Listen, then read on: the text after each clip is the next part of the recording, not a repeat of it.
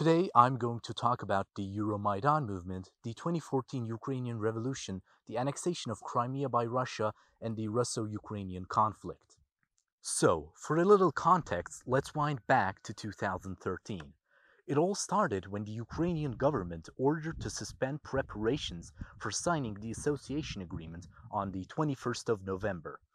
This agreement would have closened the relationship of Ukraine and the European Union. The next night, around 2,000 people gathered in the central square of Kiev, Maidan Zalsnosti, to protest this decision. This was the beginning of the Euromaidan movement. On the coming months, several very large pro-EU protests took place across the cities of Ukraine.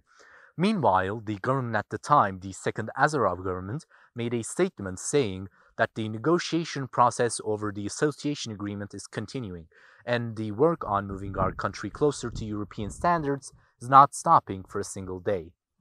Well, apparently this was not felt as genuine by the protesters, considering that they were blocking the government building while this statement was being made.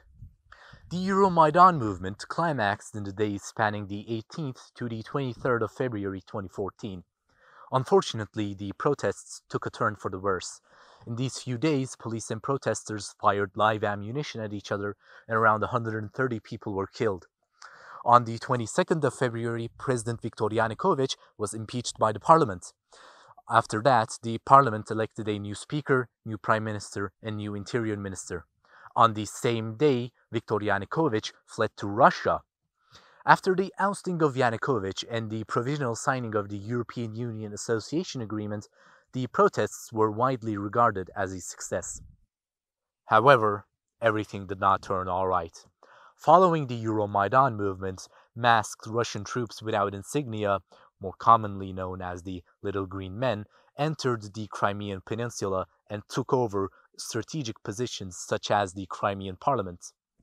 Crimea declared its independence after a referendum that took place on the 16th of March 2014. This referendum was considered illegal by the Ukrainian government. However, 2 days later, Crimea was incorporated into the Russian Federation. On top of this, the people living in the southern and eastern parts of Ukraine, which did not approve of the revolution, started pro-Russian protests of their own. The wide social unrest in these regions are not that unexpected, considering that these regions have two common features. Firstly, they're mostly Yanukovych supporters. Secondly, a significant portion of people living in these areas come from an ethnically Russian background. In April of 2014, these pro-Russian demonstrations escalated into a full-out war between the Ukrainian government and the Russian-backed separatist forces of the Donetsk and Lugansk People's Republics. This marks the beginning of the ongoing war in Donbass. Even though ceasefire agreements have been signed, spontaneous fighting still continues to this day. The question is, what will happen next?